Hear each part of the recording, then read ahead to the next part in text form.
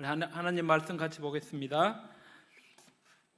누가복음 1장 26절에서 38절까지 말씀입니다.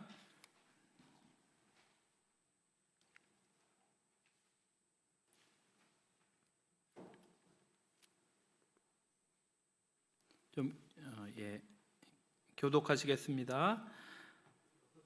여섯째 달에 천사 가브리엘이 하나님의 보내심을 받아 갈릴리 나사렛이란 동네에 가서 다윗의 자손 그의 처녀의 이름은 마리아라. 그에게 들어가 이르되 은혜를 받은 자여 평안할지어다. 주께서 너와 함께 하시도다 하니 처녀가 그 말을 듣고 놀라 이 인사가 어찌하며 생각하며 천사가 이르되 마리아여 무서워하지 말라. 내가 하나님께 은혜를 입었느니라. 보라 내가 잉태하여 아들 낳으리니 그 이름을 예수라 하라. 그가 큰 자가 되고 지극히 높으신 이의 아들이라 일컬어질 것이요 주 하나님께서 그 조상 다윗의 왕위를 그에게 주시리니 영원히 야곱의 집을 왕으로 다스리실 것이며 그의 나라가 무궁하리라. 마리아가 천사에게 말하되 나는 남자를 알지 못하니 어찌 이런 일이 있으리이까. 천사가 대답하여 이르되 성령이 내게 임하시고 지극히 높으신 이의 능력이 너를 덮을 것이니 이러므로 나실 바 거룩한 이는 하나님의 아들이라 일컬어지리라. 보라 내 친족 엘리사벳도 늙어서 아들을 배웠느니라.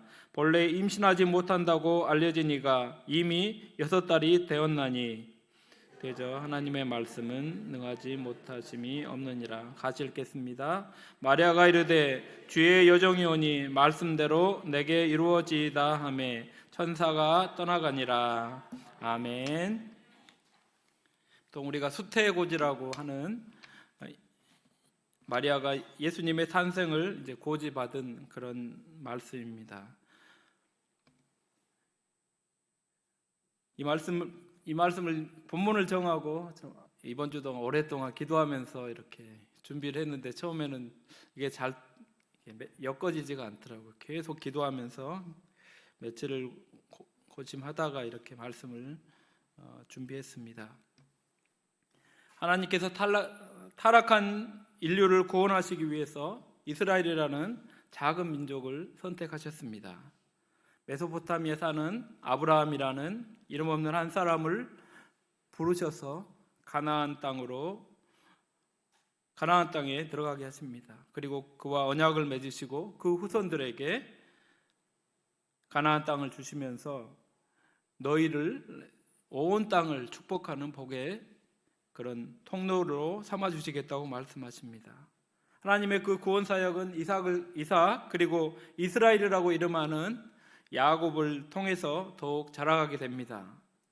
이스라엘은 가나안에서 이집트로 이동하면서 거기서 400만이 넘는 큰 민족을 형성하고 나서 모세의 인도를 받고 다시 가나안으로 들어오게 됩니다. 그때 하나님께서 모세를 통하여 이스라엘과 언약을 맺으십니다. 그 언약의 내용은 하나님은 이스라엘의 하나님이 되시고 이스라엘은 그의 백성이 된다는 것입니다. 하나님의 백성으로서 이스라엘은 하나님의 말씀에 순종해야 됩니다. 만일 그렇지 않으면 심판을 받게 된다고 말씀하셨습니다. 그러나 이스라엘은 하나님의 말씀에 순종하지 않고 계속해서 불순종했습니다. 그럼에도 불구하고 하나님은 이스라엘을 포기하지 않으시고 드디어 하나님의 마음에 합한 사람 다윗을 통해서 다시 언약을 맺으십니다. 하나님께서는 다윗의 아버지가 되시고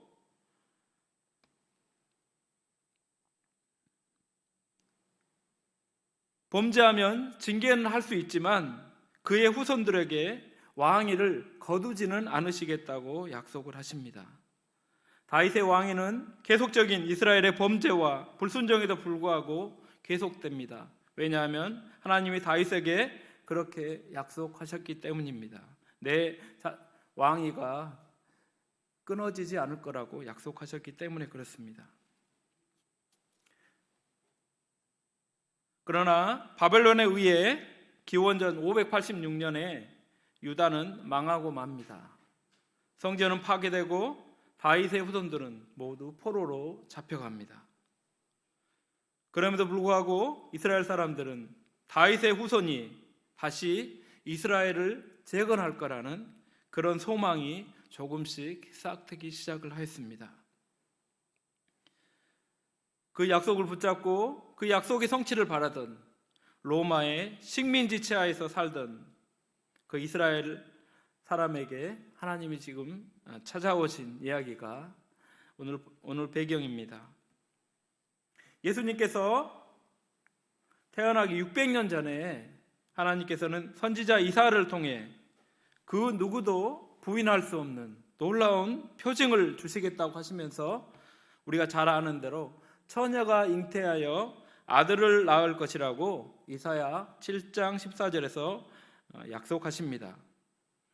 그 약속을 모두가 잊고 있었지만 하나님께서는 그 약속을 기억하시고 그 약속을 성취하려고 일을 하십니다.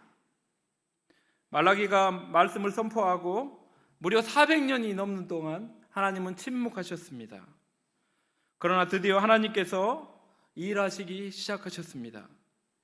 그 하나님 첫 번째로 만난 사람이 누구냐면 돌아가면서 제사장 임무를 감당하던 그 당시 제사장으로서 성전에 들어가서 하나님께 제사를 드리던 스가랴에게 임하십니다.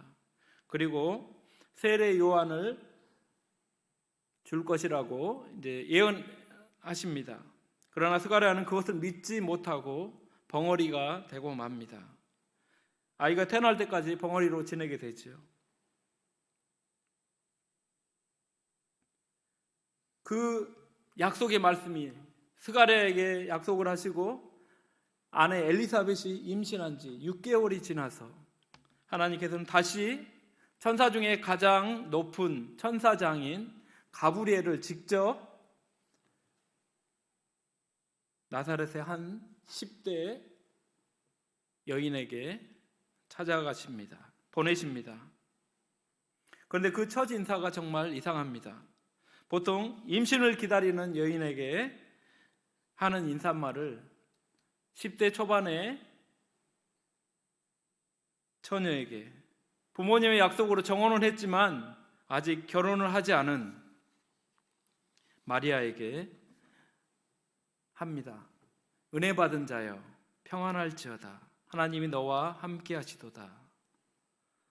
이런 인사를 받은 마리아는 너무 당황스러웠습니다. 하지만 천사는 멈추지 않고 계속해서 말씀하십니다. 두려워하지 말라. 내가 하나님께 은혜를 받았다. 내가 잉태하여 아들을 낳을 것인데 그 이름을 구원자를 의미하는 예수라고 하여라. 그는 지극히 높으시니 곧 하나님의 아들이라고 불리고 다윗의 왕위를 계승하여 이스라엘을 통치할 왕이 되실 것이다. 그의 나라는 영원할 것이다. 이렇게 말씀하십니다. 계속해서 황당하고 이해가 되지 않는 이 마리아 속에서 자기 속마음에서 일어나는 질문을 하죠. 저는 아직 남자와 관계를 맺은 적이 없습니다. 성적인 관계를 맺은 적이 없습니다. 그런데 어떻게 제가 임신을 하여 아들을 낳을 수가 있습니까? 너무 당연한 질문이죠. 어떻게 처녀가 임신하여서 아들을 낳을 수 있다는 말입니까? 마리아의 질문에 천사는 말합니다. 성령이 내게 임하시고 하나님의 능력이 내게 임하여 내가 임신하게 될 것이다. 성령이 내 태에 임하여 아기를 갖게 할 것이라고 말씀하십니다. 성령으로 임신한 그 아들은 하나님의 아들이라고 불릴 것이다. 이렇게 말씀을 하시는 겁니다. 그러면서 그 근거를 들어줍니다. 그 근거가 뭐냐면 임신할 수 없었던 노인인 생리가 이미 멈춰버린 엘리사벳 곧 제사장 스가랴의 아내가 임신해서 지금 6개월이 되었다는 것입니다. 노인의 태를 여신 하나님이 처녀의 태를 여셔서 임신하게 하신다는 말입니다. 그뿐 아니라 하나님의 약속의 말씀 600년 전에 이사야를 통해서 하신 약속의 말씀인 처녀가 잉태하여 아들을 낳을 것이다 라는 그 약속은 반드시 성취될 것이라고 말씀하십니다. 하나님의 말씀은 불가능한 것이 없다고 하십니다. 그러자 마리아가 그 천사의 말을 믿고 그렇게 해서 처녀의 몸이던 마리아는 성령에 의해서 임신하게 됩니다. 주의 여정이 오니 하나님의 말씀이 내게 이루어지이다 이렇게 합니다. 성경을 읽고 예수님을 믿으려고 할 때에 제일 믿기 어려운 말씀이 오늘 우리가 같이 읽은 말씀입니다. 처녀가 잉태하여서 아들을 낳는다. 이것은 사람의 이성적으로, 과학적으로, 역사적으로 도저히 믿어지지 않는 불가능한 일입니다. 아버지로부터 온 정자가 어머니의 자궁 속에서 난자를 만나서 수정이 되고 그렇게 해서 아이가 잉태되는 것이 당연한 순리입니다. 하나님께서 그렇게 창조하셨기 때문에 그렇습니다. 사람이든 동물이든 모든 생물들은 이 방법으로만 임신하게 되어 있습니다. 역사상 한 번도 없었던 일이고 도저히 불가능한 그 일을 지금 하나님이 하고 계십니다. 지금 우리가 이 말씀을 읽고 믿는 것도 어려운데 하물며 처음 천사로부터 처녀인 내가 잉태하여 아들을 낳을 것이라는 말을 들었던 마리아의 충격은 얼마나 컸겠습니까? 예수님 당시에는 조혼 풍습이 있었습니다. 기록에 의하면 8세에서 12세 사이에 보통 결혼했다고 합니다. 그러니까 천사가 마리아를 찾아왔을 때 많이 잡아도 12살 정도예요. 갓 생리를 시작하는 그때라는 것이죠.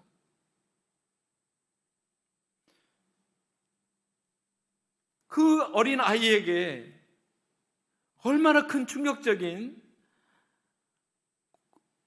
말씀이었겠습니까? 더 심한 것은 뭐냐면 그 당시 정혼한 여인이 임신하게 되면 이것은 이 방법밖에 없거든요. 다른 남자와 관계를 맺어서 아이를 가진 거기 때문에 돌에 맞아서 죽는 그런 죄였습니다. 도저히 납득할 수도 없고 일어나지도 않아야 될 그런 일을 지금 천사가 마리아에게 고지하고 있는 것입니다. 천사장 가브리엘이 마리아에게 나타났을 때 얼마나 놀랐겠습니까? 천사를 보는 것만 해도 얼마나 놀랐겠어요. 우리가 기도하다 하나님의 음성을 듣는 것 들어도 놀라는데 천사를 직접, 그것도 천사장 가브리엘을 직접 만났기 때문에 얼마나 놀랐겠어요.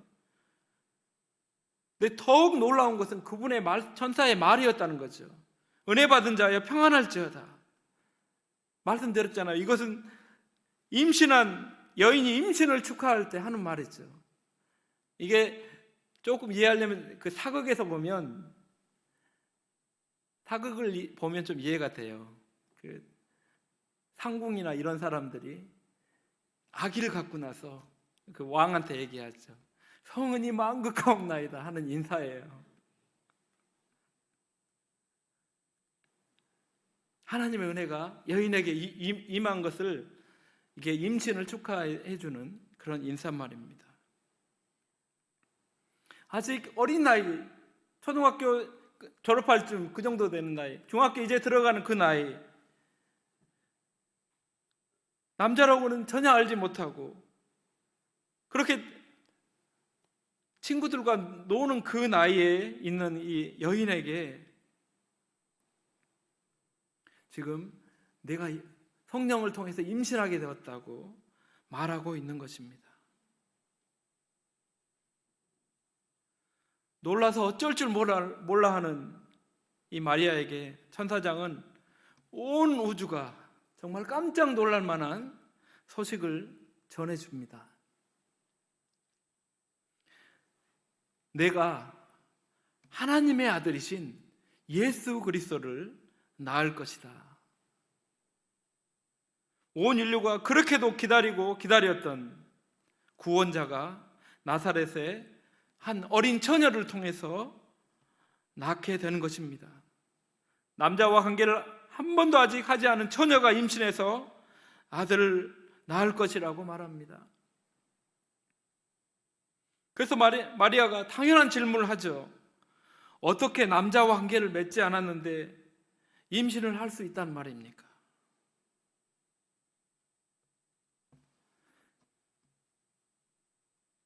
이런 당연한 질문을 하는 마리아를 천사는 계속해서 설득을 합니다.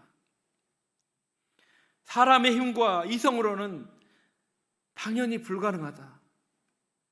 그러나 성령이 내게 임하시고 하나님의 능력이 내게 임하면 비록 내가 남자와 관계를 맺지 않은 처녀이지만 내가 임신할 수 있다. 하나님께서 내 자궁에 직접 찾아가셔서 내 난자와 만나시고 아이를 잉태하게 될 것이다. 그게 불가능하다고 여길지 모르겠지만 그렇게 이루어진 예가 있다. 내가 너무나도 잘 알고 있는 내 친척 엘리사벳, 그는 늙어서 이미 생리가 끊어지고 도저히 아이를 가질 수 없는 그 여인이 지금 임신해서 6달이 되었다. 이렇게 설명을 하십니다. 사람의 힘으로는 불가능하지만 하나님께는 불가능이 없다. 이렇게 말씀을 하시는 겁니다. 하물며 하나님께서 600년 전에 이사야를 통해 예언하신 말씀, 처녀가 잉태하여 아들을 낳을 것이다. 이 말씀은 반드시 이루어진다는 것입니다. 과학적으로 도저히 설명이 되지 않고 아무도 믿지 않는 일이지만 하나님의 약속은 반드시 성취된다고 이렇게 설명을 해줍니다. 이 설명을 듣고 마리아는 제가 주님의 종입니다. 하나님의 말씀대로 성취되기를 바랍니다 하면서 하나님의 그 구원의 사역에 동참하게 됩니다. 예수님께서 왜 처녀의 몸을 통해서 태어나셔야 합니까? 그것은 죄로 물든 사람의 아들은 죄를 씻을 수가 없기 때문에 그렇습니다. 죄의 삭은 잘 아는 대로 사망입니다. 죄를 지은 사람이 죄를 사함받기 위해서 제사를 드리죠. 이스라엘 사람들이 죄를 지으면 양이나 소나 비둘기나 이런 동물들을 가지고 와서 자기 죄를 그 동물에게 얹어서 그렇게 자기 죄를 용서받았죠. 그러나 사람의 죄는, 사람이 지은 죄는 그걸 가지고 영원히 사함을 받을 수가 없습니다. 인류는 죽음을 통해서만 그 죄의 싹을 받을 수밖에 없는 것입니다. 그러나 죄가 없으신 분, 하나님의 아들이 인류의 죄를 지시면 우리의 죄가 사함을 받습니다. 인간의 정자를 빌리지 않고 성령께서 직접 처녀의 태에 임하심으로 죄가 전혀 없는 상태, 무음한 상태로 임신하여 태어난 그 아이,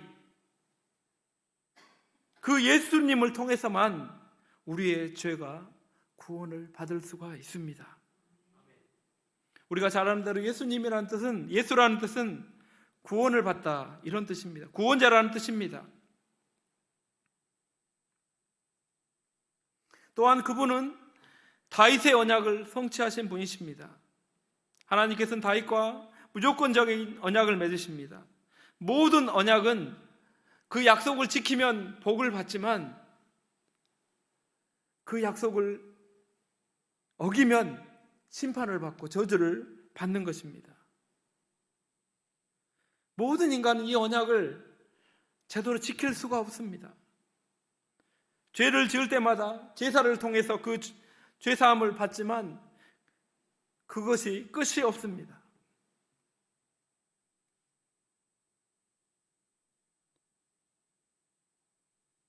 그렇지만 하나님께서는 다윗과 언약을 맺으십니다. 그 언약은 달랐습니다. 하나님께서는 다윗을 택하시고 그 자녀들을 통해서 하나님의 그 언약이 계속해서 흘러갈 것이라고 말씀하십니다. 내가 너의 아버지가 되고 너는 나의 자녀가 될 것이다. 내가 언약을 어길 때 징계는 하겠지만 그 언약을 깨트리지는 않겠다. 너를 버리지는 않겠다. 내가 비록 불신실할지라도 나는 신실하게 내 언약을 지켜주겠다. 다윗과 그 후손에게 계속해서 그 구원이 흘러가게 하겠다고 약속하셨습니다. 하나님의 일방적인 은혜의 언약입니다. 하나님의 계명을 어기고 하나님 없이 살려고 하는 사람임에도 불구하고 하나님께서는 다윗과 믿음으로 그 언약을 받아들이는 사람에게 그 신실하신 사랑으로 함께 하십니다. 다윗과 맺은 그 언약을 성취하신 분이 바로 예수 그리스도이십니다. 죄를 지은 자는 죽을 수밖에 없는데 하나님께서 우리 죄를 위해서 예수님을 보내심으로 십자가에서 우리 죄를 위해서 죽게 하셨습니다.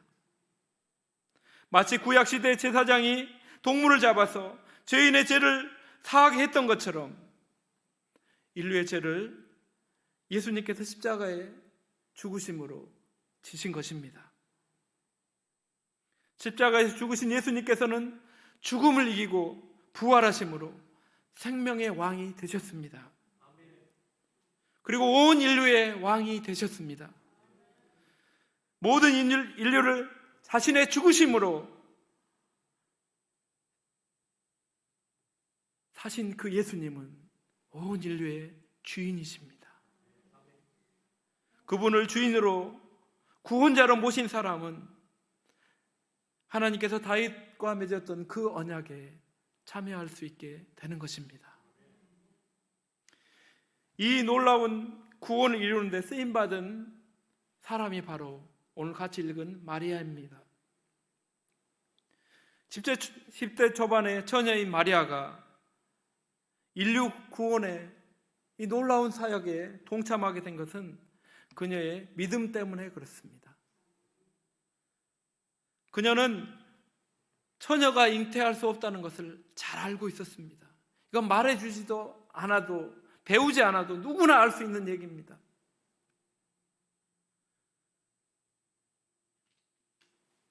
처녀가 잉태하여 아들을 낳을 것이라는 예언의 말씀을 들었을 때 그녀는 이해하지 못했지만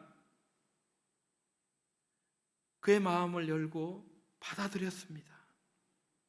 자신의 친척인 그 생리가 끝난 그 여인이었던 엘리사벳이 임신하였다는 것을 들었을 때 기꺼이 자신을 그 하나님 말씀에 의탁을 합니다. 그 결과가 무엇인지 어떻게 진행되는지 잘 알지 못했습니다. 그러나 하나님의 말씀을 믿음으로 받아들였습니다. 그 믿음의 결과가 온 인류의 구원이라는 이 엄청난 사건으로 이어진 것입니다. 하나님께서는 전능하시기 때문에 사람의 동의를 얻지 않고서도 일하실 수 있는 분이십니다. 그러나 하나님께서는 이 어린 처녀 마리아를 끝까지 설득하셨던 것입니다. 이 여인을 설득하기 위해서 직접 그 오전회의에 참여하는 천사장 가브리엘을 보내신 것입니다. 당황해하는 그 마리아가 믿고 이해하고 받아들일 수 있을 때까지 설득을 하신 것입니다. 하나님의 구원의 계획을 이 어린 여인에게 말씀하시고 성령으로 말미암아 임신하는 그 신비를 말씀하십니다. 그리고 어떻게 전능하신 하나님께서 생리가 멈춘 그 노인인 엘리사벳이 임신할 수 있게 되었는지 말씀하시면서 마리아를 설득하십니다.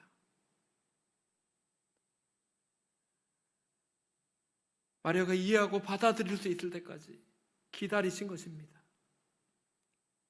하나님께서는 지금도 우리를 하나님의 구원사에게 초대하십니다. 그러나 강제로는 절대 하지 않으십니다. 우리의 동의가 없이도 구원사에게 우리를 쓰실 수 있지만 우리가 동의할 때까지 하나님은 계속해서 기다리시면서 우리를 설득하십니다. 그리고 우리를 하나님의 그 구원사에게 동역자로 불러주십니다. 죄로 죽을 수밖에 없는, 소망 없는 우리를 구원해 주신 것만도 감사한데 우리를 그 하나님의 구원사에게 동역자로 불러주셨습니다. 한 해를 마무리하고 또 새로운 한 해를 시작하면서 하나님께서 불러주신 영역이 있을 것입니다. 가정에서, 그리고 또 직장에서, 그리고 또 교회에서 어떻게 하나님께서 우리를 부르고 계시는지 그 부르심에 온전히 귀 기울였으면 좋겠습니다. 하나님께서 쓰시겠다고 하면 아멘하고 이 마리아처럼 화답하는 우리가 되었으면 좋겠습니다. 우리가 성탄의 기쁨을 누릴 수 있었던 것은 그 말씀을 받아들였을 때 어떤 위험이 닥칠지 몰랐고 또 세상 사람들이 어떻게 볼지 모르는 그런 위험들이 있음에도 불구하고 기꺼이 예수님을 그 태에 품기로 결단한 마리아의 믿음 때문에 가능한 것입니다. 예수님의 어머니인 마리아는 지금도 그 믿음으로 우리에게 말하고 있습니다. 예수님을 품었던 마리아는 하나님의 설득을 기꺼이 받아들였습니다. 그래서 하나님의 아들을 품는 여인이 되었습니다. 성탄절은 단지 우리가 선물을 주고받고 축제를 벌리는 단지 그런 절기가 아닙니다. 하나님의 아들이신 예수님께서 스스로 인간이 되기를 결단하시고 과학적으로 역사적으로 없었지만 죄로 죽은 인류를 구원하시기 위해서 처녀의 몸을 빌려서 이 땅에 오신 날입니다. 이것을 믿음으로 받아들이는 여러분은 정말 복되고 복되신 분이십니다.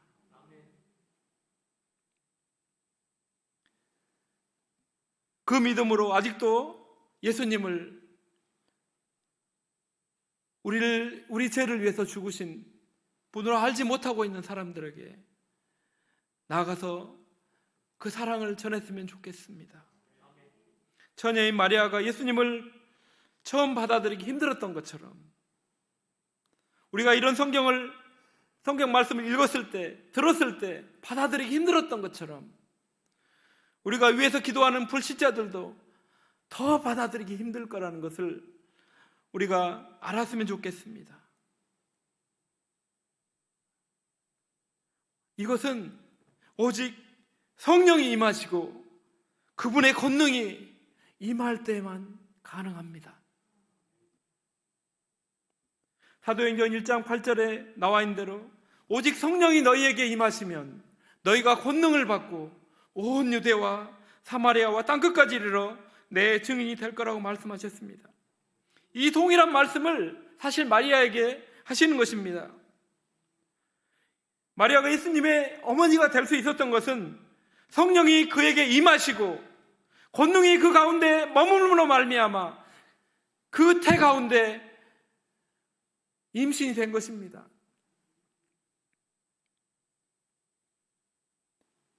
우리 역시 성령이 임하시고 권능이 임함으로 말미암아 예수님의 증인이 될 수가 있는 것입니다. 생명의 역사가 일어나는 곳은 성령이 임하시고 권능을 받아야만 가능한 것입니다. 믿지 않는 사람이 예수님을 믿는 것도 똑같은 방법입니다. 우리가 논리적으로 설득하고 사랑을 보인다고 해서 되는 것이 아니라 성령이 그들에게 임하시고 권능이 그 가운데 임하심으로 말미암아 그들의 이성으로, 그들의 감정으로, 경험으로 이해할 수 없었던 그것이 이해될 때에만 그들이 믿게 되는 것입니다. 성령이 우리에게 임하시고 그분의 권능에 사로잡힐 때만 우리가 이 땅 가운데서 주님의 사람으로 하나님 맡겨주신 사명을 감당할 수가 있는 것입니다. 정말 올해 크리스마스는 정말 이 하나님의 성령을 경험했으면 좋겠습니다. 그리고 그분의 권능 가운데 우리가 사로잡혔으면 좋겠습니다. 하늘 사랑의 교회가 이 하나님의 성령에 사로잡힘을 받는 교회가 되었으면 좋겠습니다. 어떻게 이 지역 가운데 있는 죽은 영혼들을 살리겠습니까? 우리에게 뭐가 있습니까? 우리가 기대하고 바랄 수 있는 것은 성령님, 우리가 죄를 회개하며 나아가오니 성령님 우리에게 임하여 주시고 주님의 권능으로 우리를 덮어주시옵소서. 주님의 교회를 다시 한번 불쌍히 여기시고 사용하여 주시옵소서. 이 일로만 가능합니다. 마리아에게 임하셨던 그 성령님, 사도행전 가운데 사도들에게 임하시고 그 제자들에게 임하셨던 성령님, 역사 가운데 부흥의 때마다 임하셨던 그 성령님이 하나님 없이는 소망이 없는 이 땅 가운데 다시 한번 임하기를 정말 하나님이 원하십니다. 그걸 위해서 하나님께서 우리에게 말씀하십니다. 그걸 위해서 회개하면서 기도하라고, 그걸 간절히 바라라고 말씀하십니다. 우리가 그곳에 도구가 되었으면 좋겠습니다. 그 기도 없이 하나님이 일하실 수 있지만 우리가 그걸 위해서 기도할 때까지 기다리고 계십니다. 여러분, 우리가 이런 예수님을 다시 한번 기다리고 이런 성령님을 기다리는 이 대림절 기간이 되었으면 좋겠습니다. 우리 같이 한번 기도하겠습니다.